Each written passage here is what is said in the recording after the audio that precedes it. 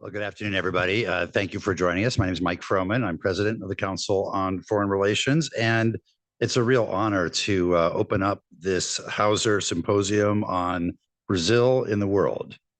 We are deeply grateful, of course, to Rita Hauser, who's been a longtime member and supporter of the Council and has helped us focus on each year a different country and really bring the attention to an important player in the global system. Today's conversations really couldn't be more timely. Brazil has just assumed the presidency of the G20.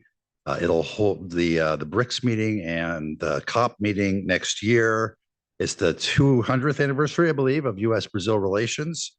And we were just down in Brazil, the council, with our Council of Councils, which is a group of 27 think tanks from around the world, this time hosted by our Brazilian counterpart, to really talk about global issues, including from the Brazilian perspective. It's really no accident because Brazil has been playing an increasingly critical role, not just in the region, but really around the world. And it's hard to imagine so many of the issues that we're now dealing with, whether it's the return of great power politics, the role of transnational issues like pandemics and climate change, or any number of other issues around development, where Brazil's role at the table is even more necessary now than it's ever been. A strong relationship between the U.S. and Brazil. The U.S. is Brazil's second largest trading partner and the largest source of foreign direct investment there. They're a major non-NATO ally, and we're strengthening cooperation across a wide range of issues, including around eliminating racial and ethnic discrimination, improving workers' rights, promoting peaceful Atlantic region, and focusing on climate change and their stewardship of the Amazon. It's also not the most uncomplicated relationship in the world. We do a lot of work with Brazil, but they have been critical of the United States' position on Ukraine, on Israel. I think they really exemplify sort of this multi-alignment that's going on around the world. Some might even call it polyamorous in terms of partnering with us on certain issues, partnering with China and Russia on other issues, working with other partners as well, sometimes with us, sometimes not necessarily with us in full alignment. And all of that really just underscores how important Brazil is to the U.S., to the region, and to the broader world, and why it's so great for all of you. And I think we have about 200 participants between people in this room and those on Zoom to spend the afternoon focusing on this critically important country. Our presider for the first session, which is about Brazil at home, the domestic issues around Brazil, is Arthur Rubin, a CFR member, managing director at SMBC Nikko, who spent decades working on U.S. and Latin American debt markets. So let me turn it over to Arthur and to our first panel. Thank you. Thanks very much, Mike. And thank you all for being here today. Want to first introduce our panelists who will be discussing this topic of Brazil at home today. We have Monica de Boll, Senior Fellow at the Peterson Institute of International Economics, Otaviano Canuto, Senior Fellow at the Policy Center for the New South, a non-resident Senior Fellow at Brookings, and a former Vice President at the World Bank. And then virtually, we have Patricia Campos Melo, a journalist with Folha de Sao Paulo. So as Mike was saying, it's an interesting moment with Brazil capturing a lot of attention in its roles ahead of the G20 this year. Certainly, Lula took advantage of the opportunity to make some, shall we say, provocative comments about what's going on in the broader world. But the focus of this panel is really what's happening in Brazil at home. It's an interesting moment in time, or I guess the last decade or so has been an interesting moment in the way that Brazil's politics seem to be evolving in curiously parallel ways to the United States.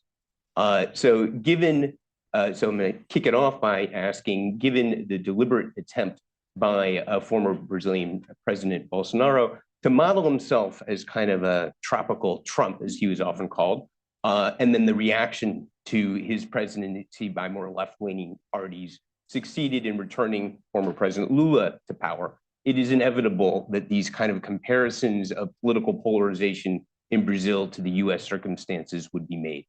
How much do you make of those parallels? And in particular, recently there's been a lot of attention given to Sao Paulo governor and Bolsonaro protege Tarcísio de Freitas, who seems to be trying to play nice or be a little more civil than his mentor Bolsonaro. Is it possible, perhaps, that Brazilian politicians have learned something from the mistakes we've made in the United States, and that the future of Bolsonarismo may start to look different without Bolsonaro at the helm? May I? Please. So very happy to be here. Thank you very much for the invitation. It's a true pleasure to be on this stage again. Your question is a very good one, and it provokes one into thinking about, first, whether or not these similarities between Bolsonaro and Trump were ever really valid. Of course, there are similarities, but was the parallel really there? I don't think so. So I'll just lay that out from the start, and I'll explain why I view it that way. And the second one, which is about the transformations through which Bolsonarismo is currently undergoing. It's a process, right? So the extreme right in Brazil came into light in the 2018 elections, although it already existed. It was a movement that was forming and that had been forming for quite some time. But it became very apparent in 2018 in the figure of Bolsonaro, who had a few pillars that were supporting him. Perhaps a very important one that is disappearing from the political scene, thankfully, is the military. And in that respect, when we think of Brazil and when we think of the history of the extreme right in Brazil and how it came into being, it is very different from the US. It is not a similar phenomenon in some respects, and Bolsonaro himself, as a president, and the support on which he had to count, specifically the fact that he himself came from the military, makes him a very different person or leader from Donald Trump, even though the temptation was always there to say, oh, they're very alike, because the things they were saying were very similar, and Bolsonaro was taking a number of cues from Trump in order to govern and to keep his base alive. One really interesting aspect of the Bolsonaro base, which never really belonged to Bolsonaro, is the neo-Pentecostal movement in Brazil, what we broadly call the evangelicals, although we must keep in mind that the evangelicals are a very large group of people, some of which are associated with the extreme right, some of which are not, and are very far from the extreme right. But the groups that are more aligned with what was Bolsonarismo in the beginning, that group is now realigning itself. And this, I think, became very evident in the demonstrations that took place, 2 weeks ago, in Paulista, in São Paulo. So Bolsonaro had called these demonstrations because he's being investigated for his participation in the January 8th, 2023 insurrection in Brasilia. And in order to sort of get a sense of the kind of support that he had, amongst other things, he called this demonstration on this particular Sunday. And when I was watching it, what I thought was most interesting about this demonstration was how irrelevant Bolsonaro has actually become in certain respects. I don't think he is a political figure, and I'm not saying this at all in the same way that we spoke of Trump a few years back.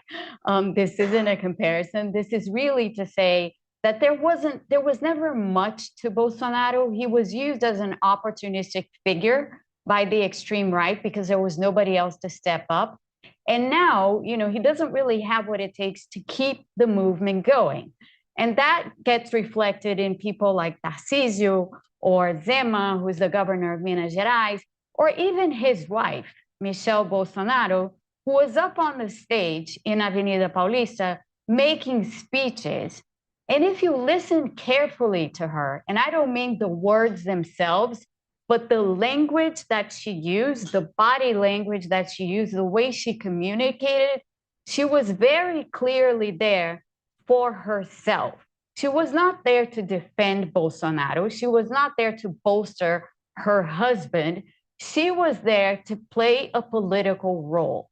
And she played that political role by calling on the evangelicals to support this reconfiguration of Bolsonarismo around this idea that politics and religion come together. Now, the idea that politics and religion come together is not an institutional idea. So we're not saying that, Brazil is no longer going to be separate. The state is no longer going to be separate from religion. It is as institutions.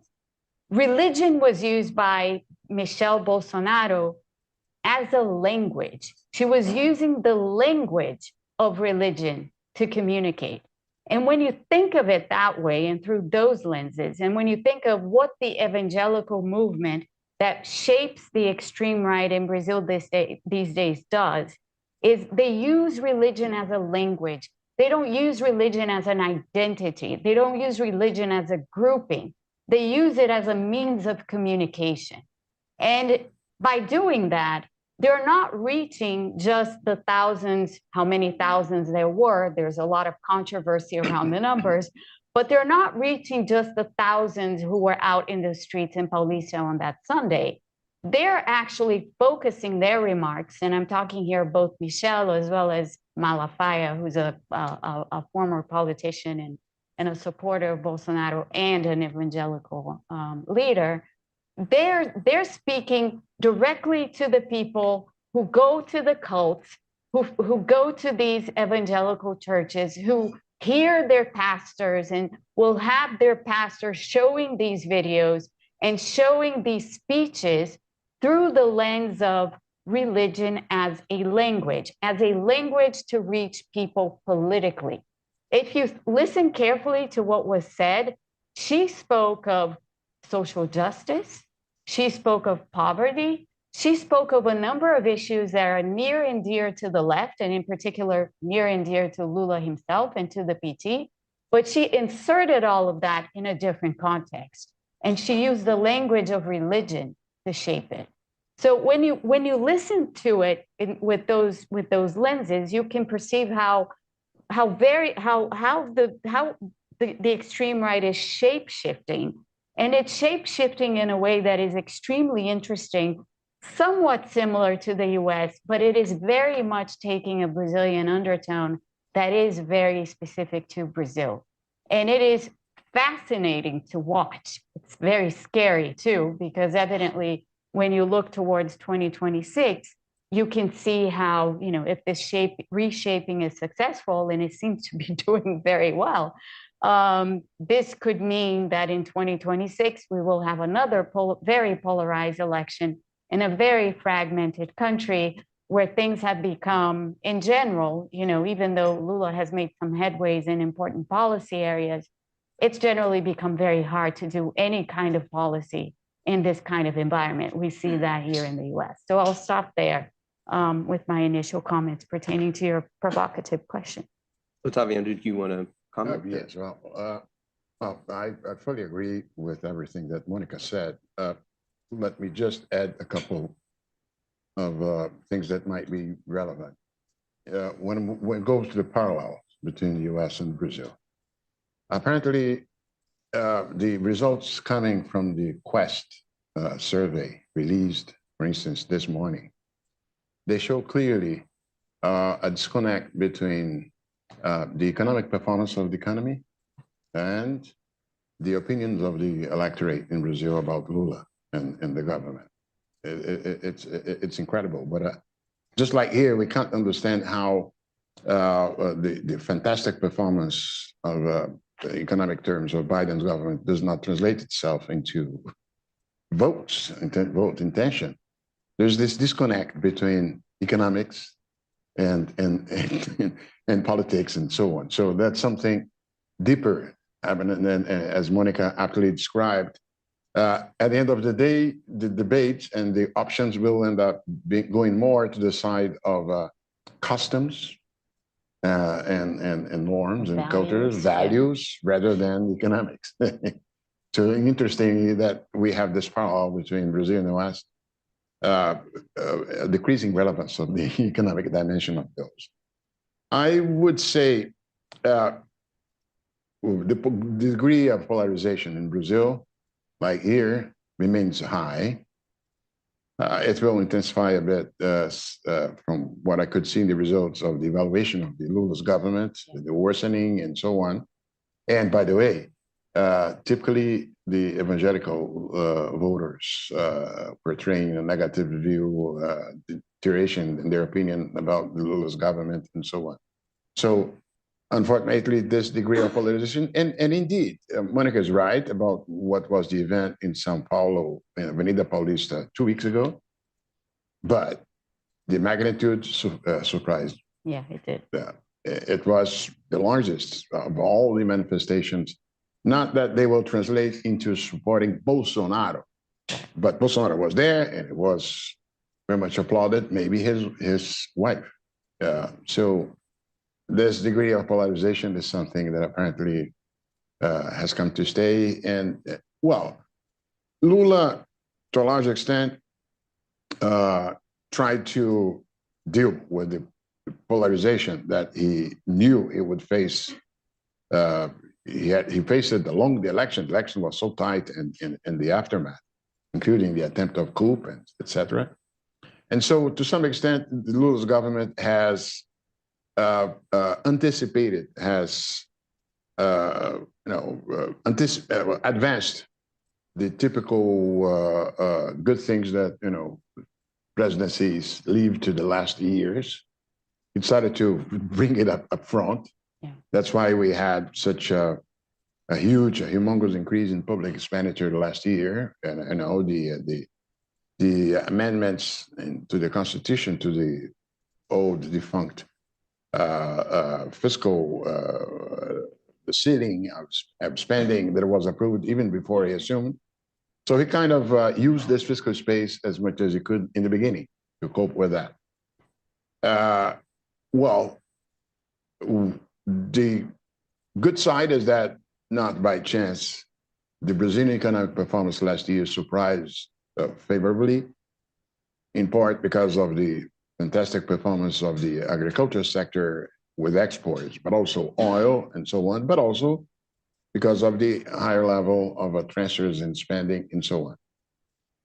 But this is one shot. This is not a permanent stimulus to the economy.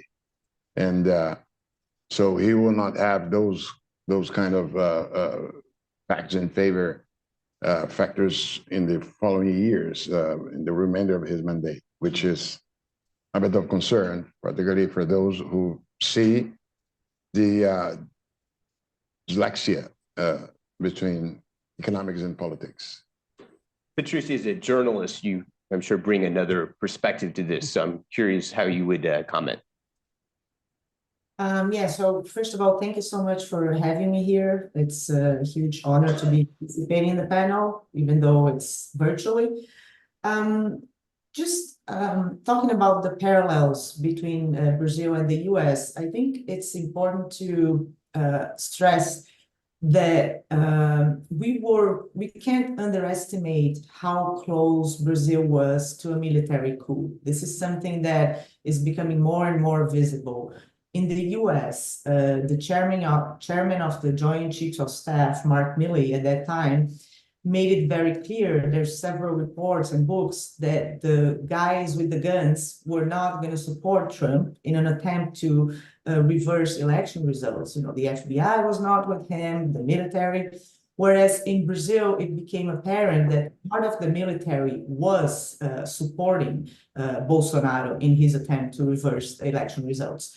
And were it not for the US government, by sending the National Security Advisor, Jake Sullivan, and also the Secretary of Defense, Lloyd Austin, to Brazil, which was a very, smart move, it was instrumental in, let's say, dissuading part of the military in supporting any kind of coup. So in the sense that the military were partially supporting a coup d'etat, this is something that we can't forget.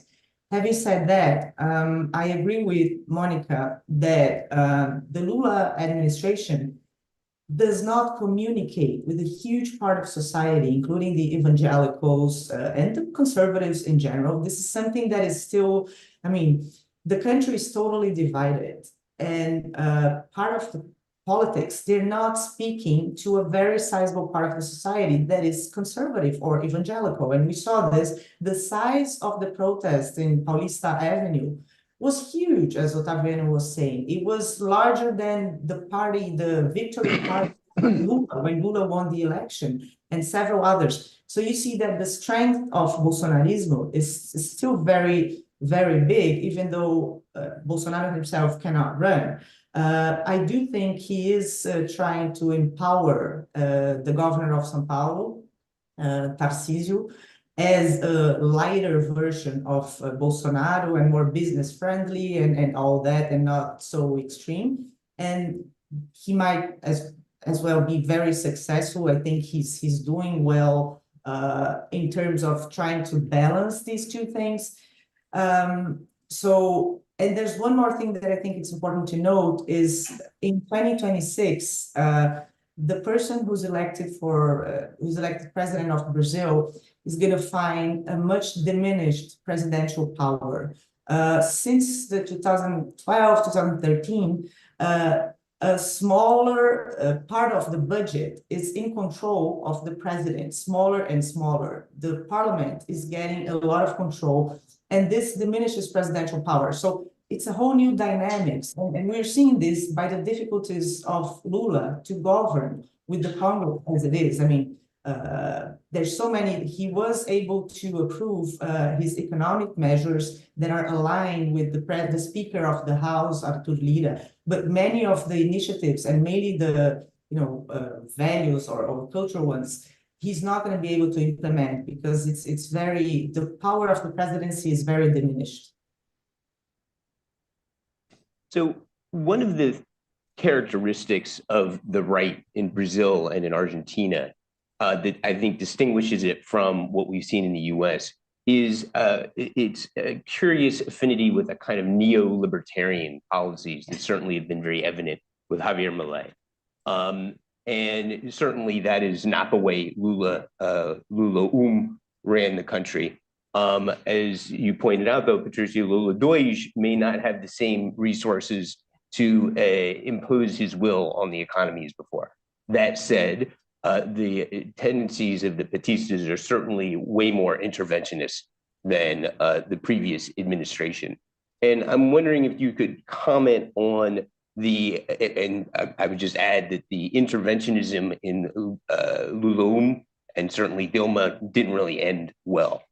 Has anything been learned from that may influence the way Lula Dois carries out policies, particularly in light of the fiscal constraints that they face?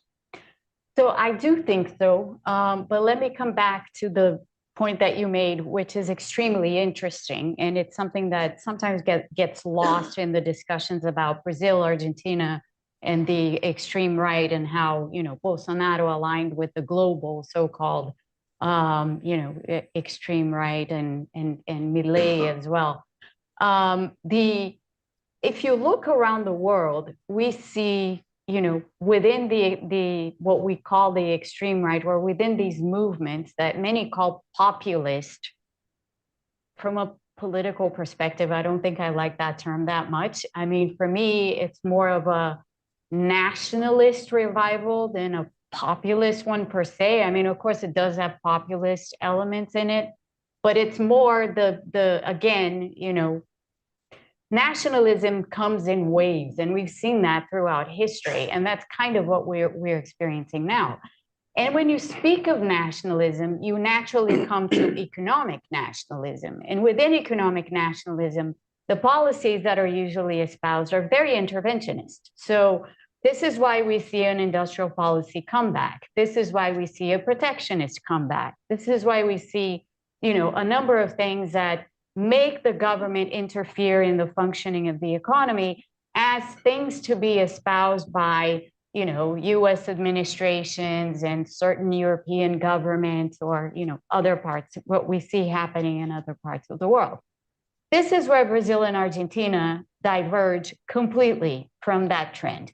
Because if one were to analyze, and I've been doing this because I've been writing a book forever about this topic, it just never ends because the topic never ends, so we can't end the book.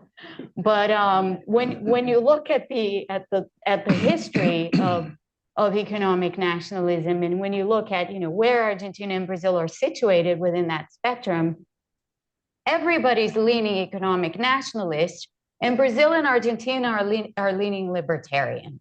And you sort of go, well, why? The explanation is the mirror, right? So both in Argentina and in Brazil, there's a mirror. In Brazil, the mirror is the PT, and the interventionist policies that the PT conducted. In Argentina, it's Kirchnerism and the interventionist policies that were espoused by Kirchnerism. So what the right has done, or the economic nationalists in a way, even though they're not nationalists in the traditional sense, what they have done is looked at the mirror and said, we will be the opposite, and we will go to the other extreme. And the other extreme is to defend the minimal state, is to exalt the market, as in the market's going to resolve everything. We don't need government for anything.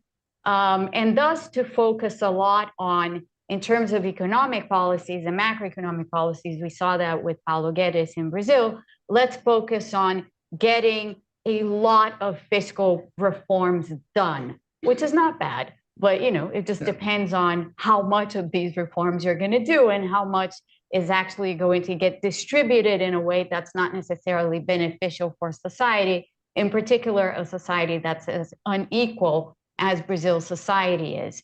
So that backlash, I think, and the way by which this has played out in Brazil as an outlier with respect to what's happening with economic policies of the so-called extreme right elsewhere, has to do with this mirror effect and this historical kind of, this 20 plus years of Kirchnerism in Argentina and, policies espoused by the PT in Brazil.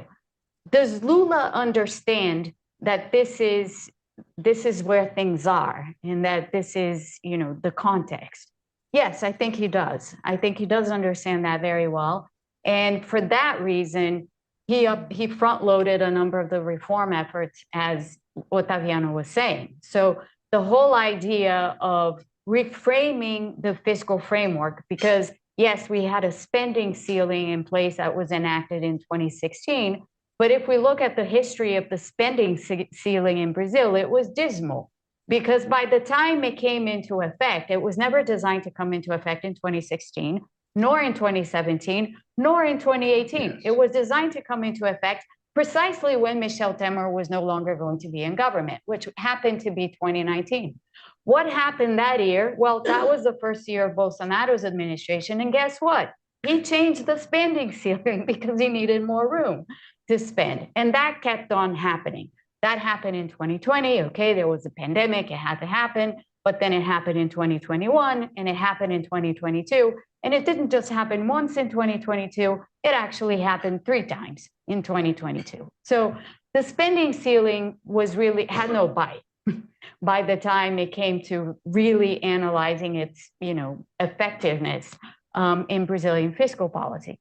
Having understood this, the Lula administration enacted a fiscal reform that envisages a number of things that are actually already contemplated in Brazil's fiscal responsibility law, but nonetheless, it enshrined these things in a way. It's in the Constitution. Brazil does these things. It puts fiscal reforms in the Constitution, which isn't good, because when you need to change them, you need to change the Constitution. So you're constantly changing the Constitution, which weakens the status of the Constitution, but that's an aside. Nonetheless, the Lula administration recognized the need to put certain brakes in place in terms of expenditure growth and in terms of taxes. Brazil enacted a tax reform. Is it a perfect tax reform? No tax reform is ever perfect, right? Are there shortcomings? Sure, there always are. But it did move in that direction, and it has made, to an extent, taxes in Brazil or tax administration in Brazil a little more efficient, which is saying a lot, because tax administration in Brazil is just about the biggest nightmare one can have. So so I think there's recognition. There's clear recognition. Is there a lot of bad will towards Lula? Yes.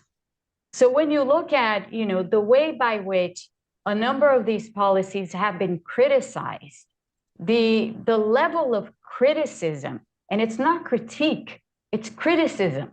The level of criticism is completely disproportional to what is actually being done. And I am not a Lula supporter in particular, never have been.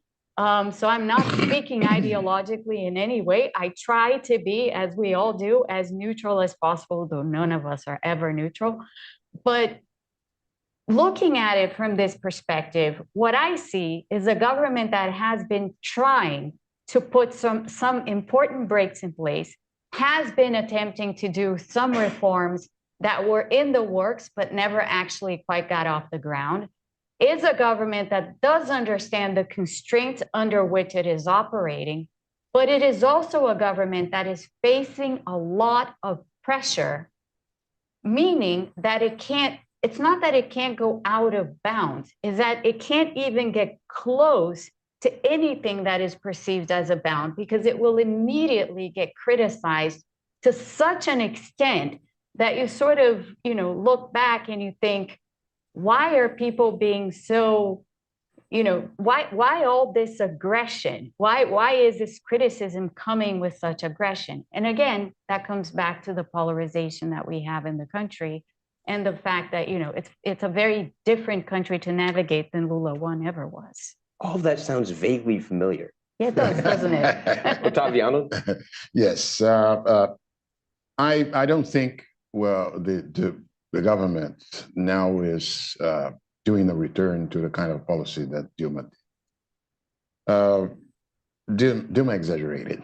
The creative accounting is, something that is, and the fact is that the fiscal framework approved last year, of course, it is being implemented under initial conditions that are not the most favorable as far as the evolution of public debt. But nonetheless, they were not by chance the risk premium of the country reflected the relief that everybody had when one saw, well, there is a rule. It's a consistent one. It's hard to implement. Some of the targets will probably be very hard to attain, but at least we do not see, no one is forecasting any dramatic explosion of the public debt in the next few years. So we gain time, right? Which was a great news relative to how fears were in the beginning of last year. The tax reform, look, my years at the World Bank, the World Bank had I don't have to tell anybody here how bad is the Brazilian business environment. One of the worst of the world. And when it comes to tax, I remember last time I saw this at the bank, of the 189 countries, only 2 countries had a worse tax system as far as the impact on business than Brazil. And I will not cite them, but, Brazil was the number 187. Yes. And that, that harms productivity. That means a waste of human and material resources and so on. So it's a great achievement that the tax reform has been obtained. Not perfect, nothing's perfect. It's still to be, let's say, the details are to be taken forward this year and so on. But any conservative estimates talks about an increase of 20% of the Brazilian productivity along the next 10 years. So that's a major achievement. It was there, I can tell you, when I was in the government in 2003.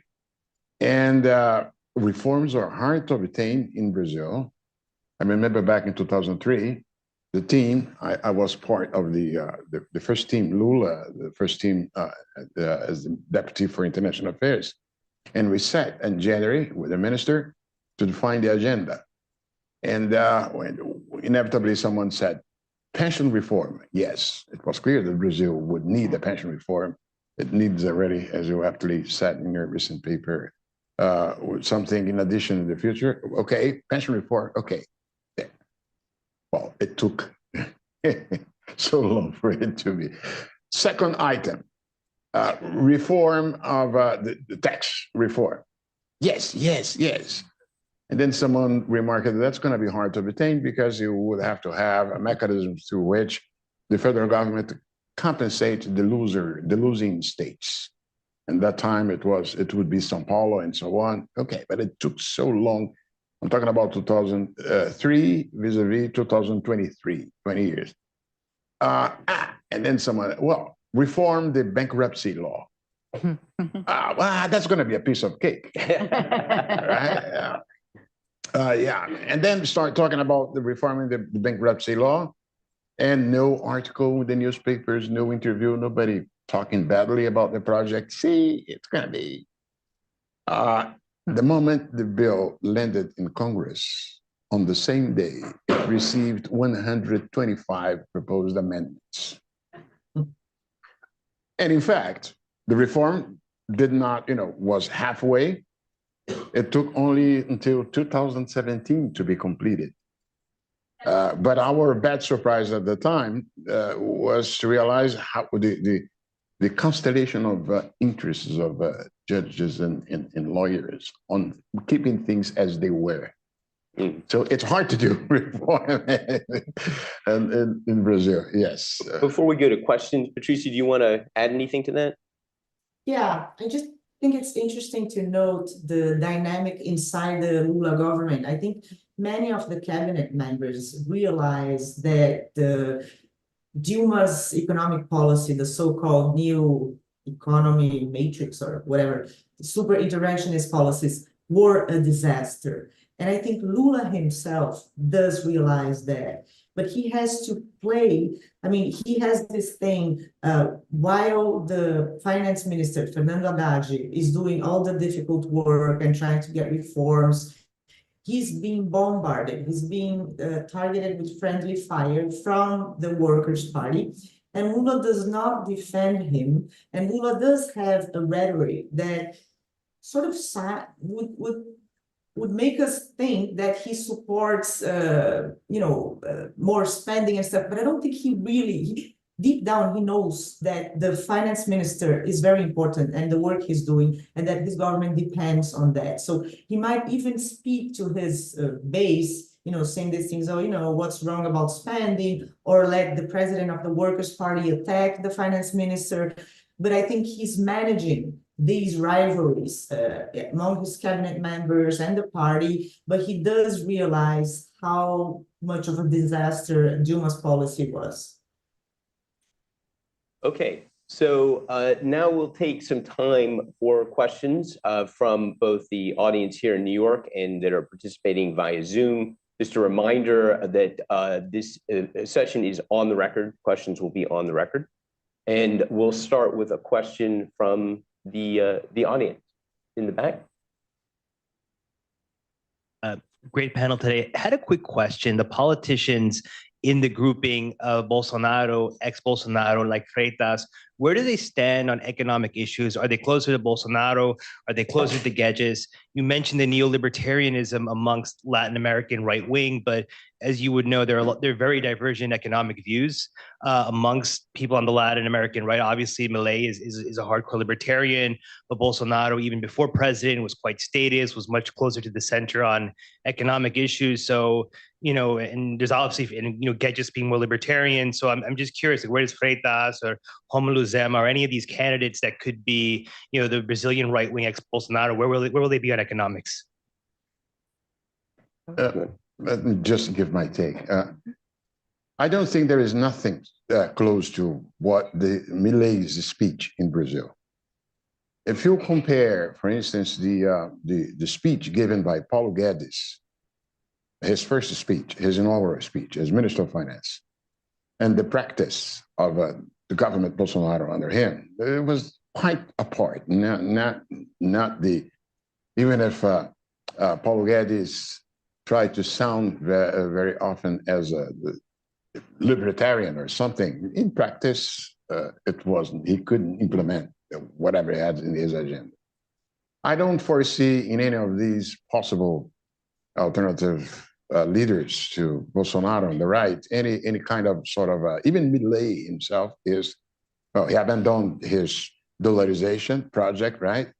And he will have to tune down probably the reach of his chainsaw policy to the reality of what he can approve in Congress. So I don't see this kind of a libertarian risk, if I may call it that way, in the Brazilian right. I agree. I don't see the libertarian risk either, at least not the Milei type of libertarianism or whatever it is that he espouses.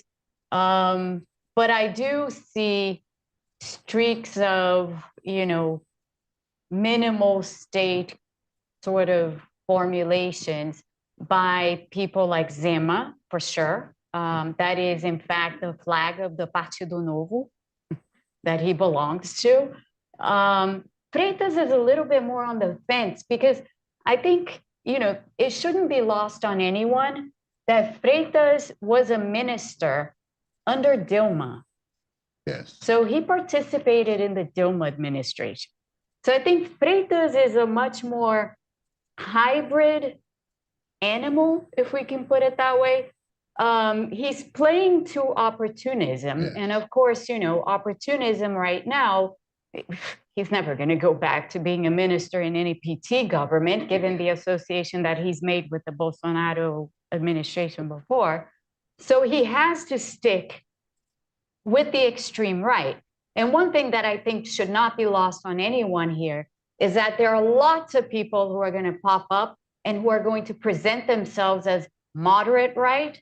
But really, the apparatus that's on the ground in Brazil is an apparatus that supports a more extreme version of whatever we think is moderate. Okay, so I don't think we should lose sight of that.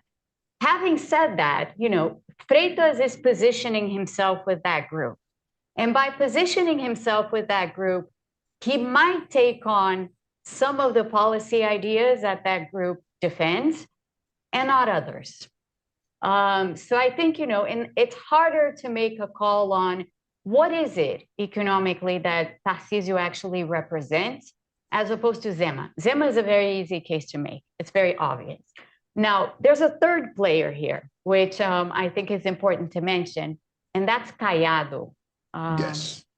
And Caiado is someone who can probably bridge, and he's a savvy, very savvy politician, and he can probably play a Freitas when he wants to and a Zema when he wants to. And he's been doing that. And he's someone to keep an eye on because I think he might show up as the potential moderate in this game with economic policy ideas that are going to lean much more to orthodoxy, so to speak, so that we don't use the term libertarian. But, he will be in that camp, definitely. So, since you mentioned Zema, I'll just say that the motto of the Inconfiança Mineira was liberty, even if it comes late. exactly. Patricia? No, I just wanted to add one thing that Caiado, you have to pay attention. He's grown closer and closer to Bolsonaro in the last few months. So we should consider him when we're talking about who's going to be the heir to Bolsonarismo. And the other thing about libertarianism, I mean, if you think about Brazil's Congress and the opposition and the Centrão, this amorphous part of non-ideological politicians, I mean, they've never had so much money in their lives. The amount of pork barrel spending that is going on in Brazil is huge. So I don't think they're interested in libertarianism. They don't even know what that is. I don't see this happening. They're so interested in pork barrel spending, which is so superior to anything that, I don't know. Are there next question?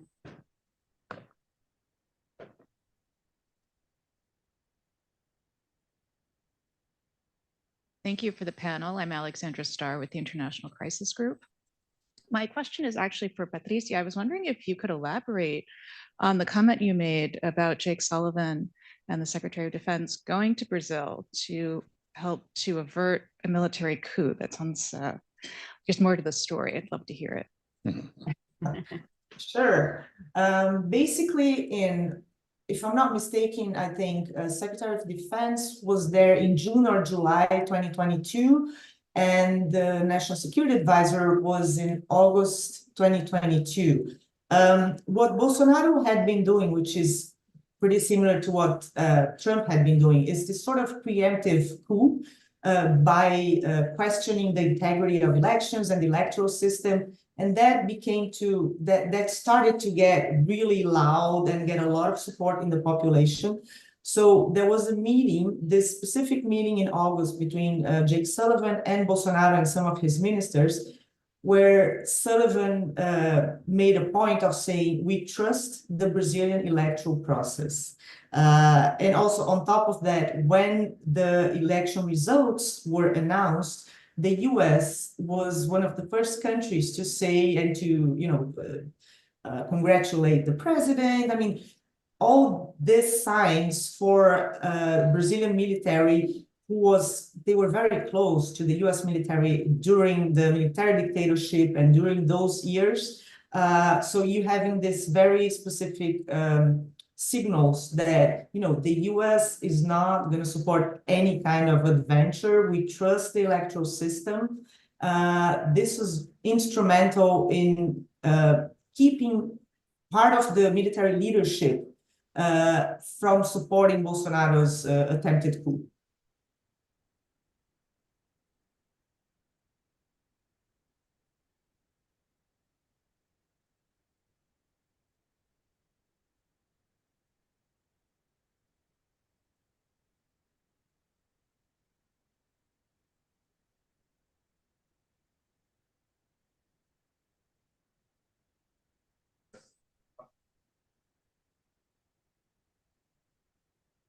Yeah. Yes, go ahead. Okay. So the agribusiness community is clearly Bolsonarista.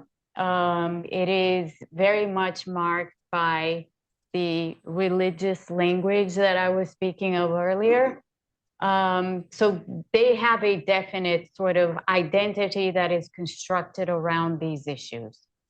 The services side of the economy, services being extremely heterogeneous, and including a number of different things, it's much less clear cut.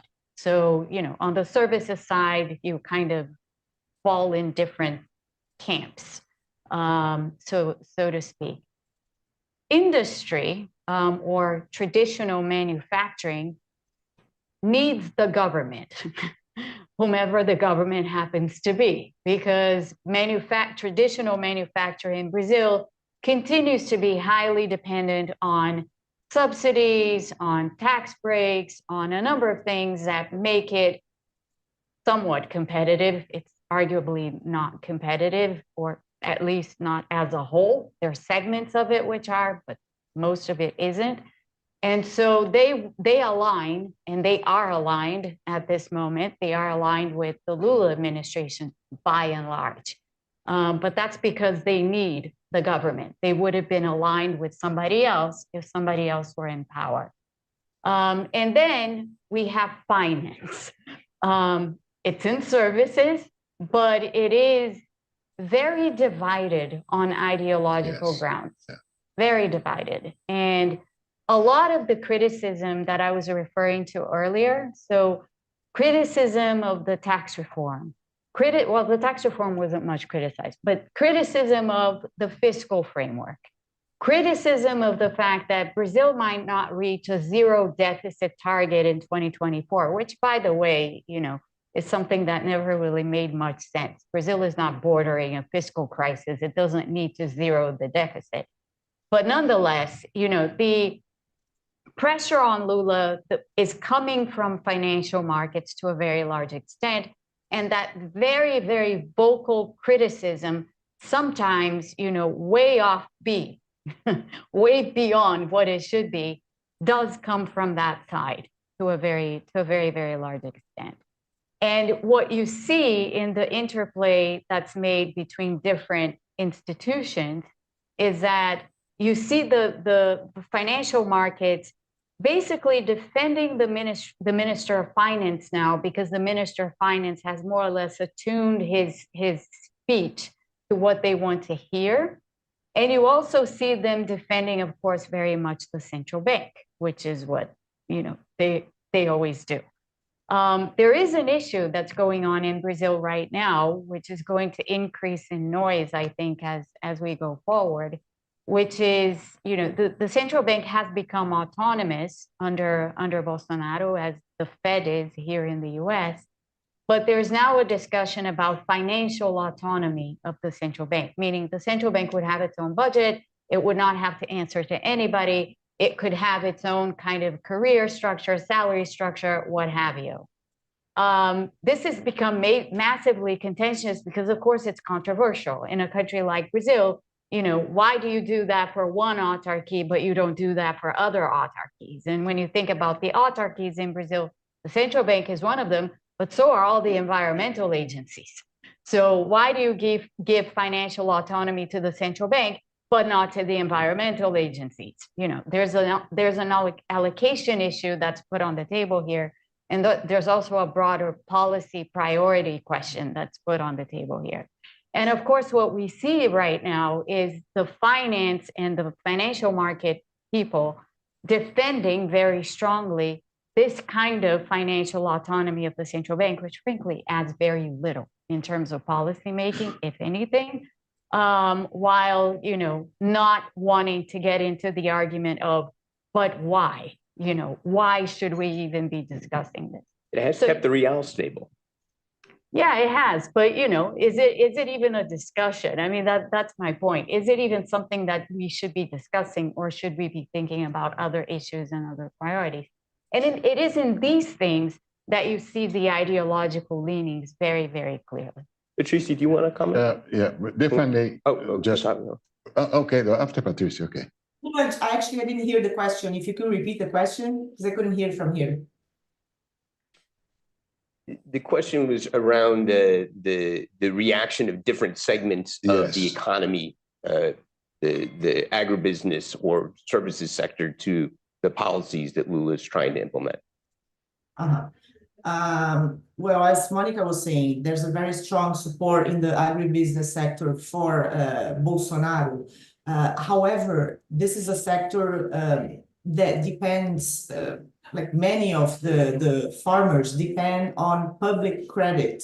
And Lula is trying to sort of, gain support, reinstating some of the policies, the credit policies he had. He did hand out lots of, free credit to the farmers during his previous administration. I'm not sure to what extent this is being effective or not. Maybe Otaviano can talk about this.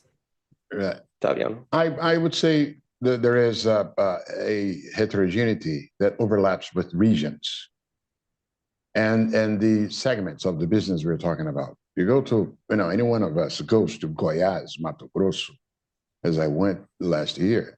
I was amazed with the degree of conservatism and the support to Bolsonaro and so on. But this relationship of dependence on public credit has more to do with the small farmers, with other part of the rural producers. It's not the big business that supports Caiado there in the second. The picture is also differentiated within the financial sector. There's no such a thing as these are one of those myths. What the financial market thinks, when the financial market is a agglomeration of individual agents. The most important thing with respect to supporting the government happened after the relief with respect to the trajectory of the public debt that, cooled down what would be the reactions by the financial market.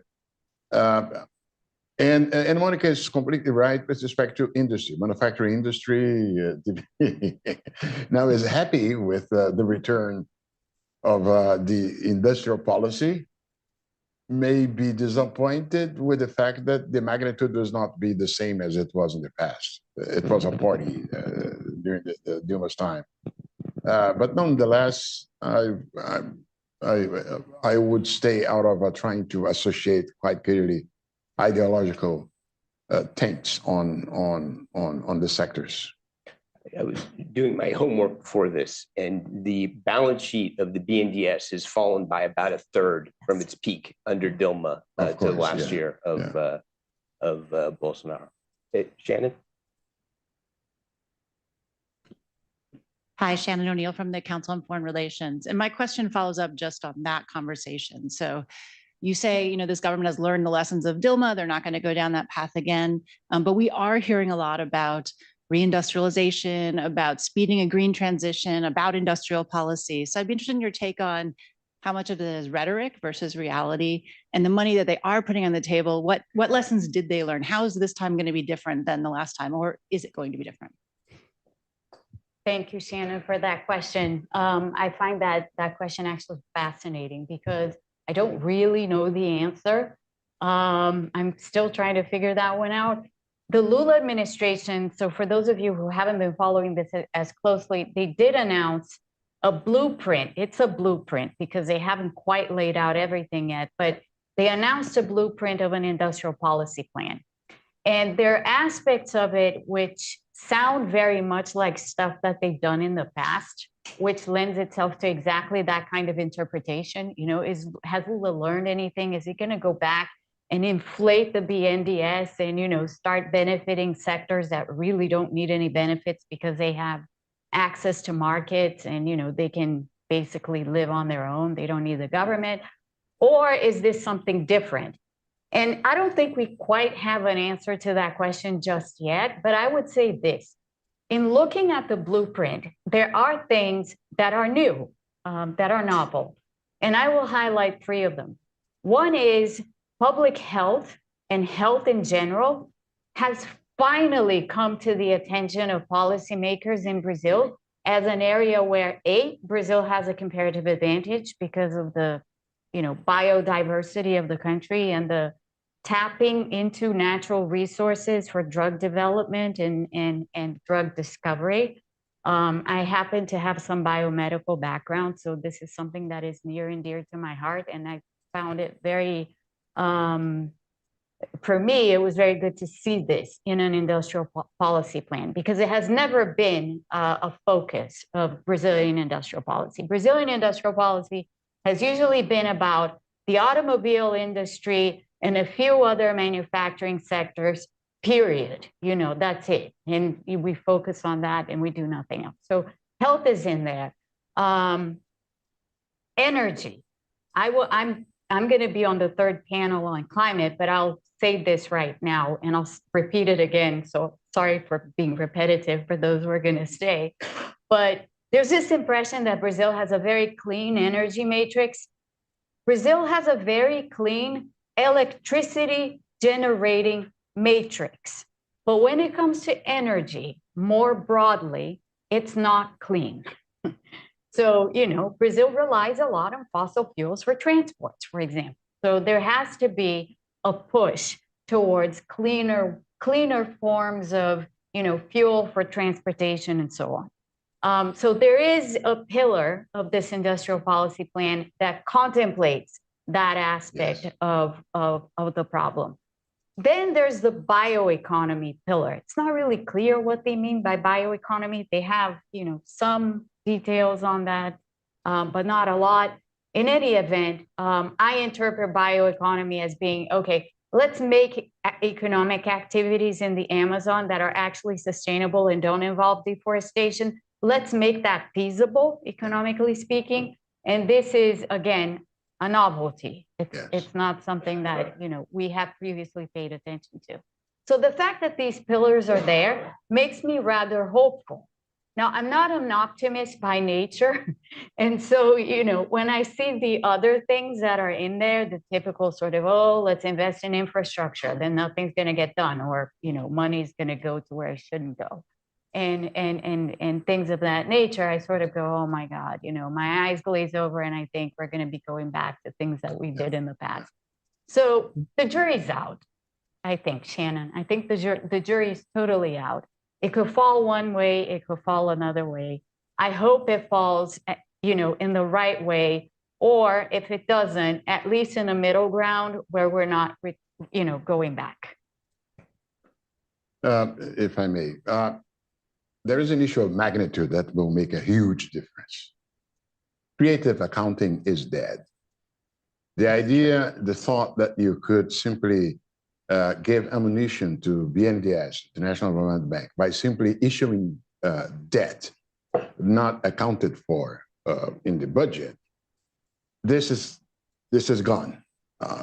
And anything after the impeachment of Dilma based on non-compliance with a law, this is not going to happen.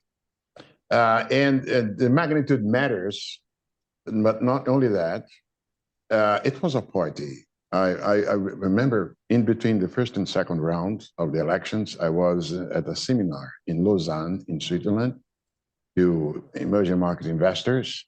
And I was at the table with the CEO of a Brazilian company, big company. And no, not very big, but anyway. And the guy said, start talking badly about Bolsa Familia and conditional cash transfers and so on. They said, what? And then later in the hotel, he was taking a scotch, invited me. I joined him and asked him, did you take money from BNDES? Then he looks at me. His eye clearly realized that I was trying to be ironic. And he said, yes, it was there. It was cheaper. So instead of taking money more expensively, I took it from BNDES. And that's what, in fact, happened. You had, with no major criteria, financing chicken, meat. Whereas, as Monica said, there is the hope that now, let's say, the destination of the however limited be the amount of resource financed by the public sector going into the hands of beneficiaries, they will be for activities that really add value and that, in fact, the market is not necessarily ready to. So there is this important difference, I would say, magnitude and the quality, the composition of the support. Patricia, do you want to add anything to that? Yes, sure. And on top of the magnitude, there's also some legal limitations right now to what kind of incentives BNDES can give, including to the exports of services, which was a huge scandal at the time, just financing huge infrastructure projects in several countries, then they didn't get paid back. So I hope it's not going to go back exactly to what it was. And I think the green transition thing, I'm not very pessimistic. I think it could be more like something the US is doing, or President Biden was trying to do, which is recognize a role for the state in this green transition, but for Workers' Party, without going back to the old bad habits. Because I am a banker, I'll just add that one of the especially pernicious things under Dilma was subsidized credit, not just credit. Yeah. Yes. And that if the current administration continues to make the state banks use a market rate of interest, you at least take that problem away. Other questions? I will go to my list. I'm going to change directions a little bit, but just since the topic of disinformation, election denialism is something that's so very much still on the agenda in our country here, can you talk a little bit about how that's impacting the political dynamics in Brazil? And maybe we'll start with Patricia from a journalism perspective. Yeah, well, I think it's a reality that is here to stay, be it in the US or in Brazil or in the Philippines. I mean, this rhetoric and the disinformation campaigns attacking the electoral processes are just part of the electoral campaigns of certain political actors nowadays. I think it is important to have some sort of regulation that makes it a little bit for the platforms that it costs them not to enforce these rules, to try to prevent inciting violence or inciting coup d'etat. So I think What is different is that last election, we had no regulation in place. I'm not sure in the US how fast this is going. In Brazil, there was no regulation. Now there is some sort of momentum for some regulation. And if there is more, if the platforms have more to lose by not doing anything when there's this widespread disinformation campaigns to undermine election integrity, it's just that there's no, you can't enforce anything. But if there's regulation, I do believe that the right kind of regulation could at least deal with part of these disinformation campaigns. Ottaviano, did you want to? No. Monica? No, I guess. I don't want to steal from what's going to be talked about in the next panel, but clearly some of Lula's comments during the G20 did reverberate globally, but also in Brazil. How do you think some of the statements on Ukraine, on the Israel-Palestine situation, were those for domestic consumption? How is that shaping or being reacted to from the domestic audience? If I may say something, what matters with respect to Brazil and the G20 is the agenda that has been proposed by Lula and which was pursued during the meetings of the Minister of Finance and so on, more than the occasional manifestations such as those. They look bad, but concretely they don't have implications. I would rather focus on the idea of takeover of the agenda set out by India during India's time, which is very much applicable, and I like it. Green reform of the multilateral institutions, which is highly needed. Good news are good in that regard. It called my attention that Janet Yellen in Sao Paulo mentioned her optimism with respect to approving a capital increase for the IDB. There is an effort as well to do the same with the World Bank and to rebuild the safety net of the IMF through the IMF and so on, as well as the reference by the emphasis on clean on climate finance, the hybrid forms of finance as well, and social inclusion. I would say that if this is the agenda pursued by Brazil and the countries, the G20 move forward in that regard, that's what matters. That's what is. I'm not underplaying the relevance of what's happening in Gaza. I'm not saying this. I'm just saying that the only implication that the Lula's, let's say, to say the least, imperfect statements will harm is if he has any dreams to become a Nobel Prize of Peace or something. That's all. Yeah, just very briefly, I think his remarks were mainly, well, they were focused on two things. On the one hand, that was the week of the G20 meetings. That was also the week that Secretary Blinken was in Brazil. So they were calculated statements. I mean, I think initially there was a reaction that was sort of, oh, Lula is doing a sort of fly-by-hand approach and kind of, just saying what he thinks off the top of his head without thinking. No, it was very calculated. I mean, he waited until he made those remarks initially in Ethiopia, and then he waited until the end of that week, until the Friday specifically of that week of the G20 meetings and Secretary Blinken's visit to reinforce the statements that he had made in Ethiopia and which had generated so much noise domestically. So they were very calculated. And I think they were calculated both for an external audience or for Lula himself to position himself on the global stage. He is, after all, the leader of the G20 now. So he is defending, in a sense, with these statements, he's trying to defend his past legacy of having been a supporter of South-South relations, what we now have come to call the global South. So he was playing that role when he was trying to convey that message when he made those statements. And at the same time, yes, he was trying to ignite internal rage, and he was trying to provoke a certain portion of the Brazilian population. He was, that was calculated too.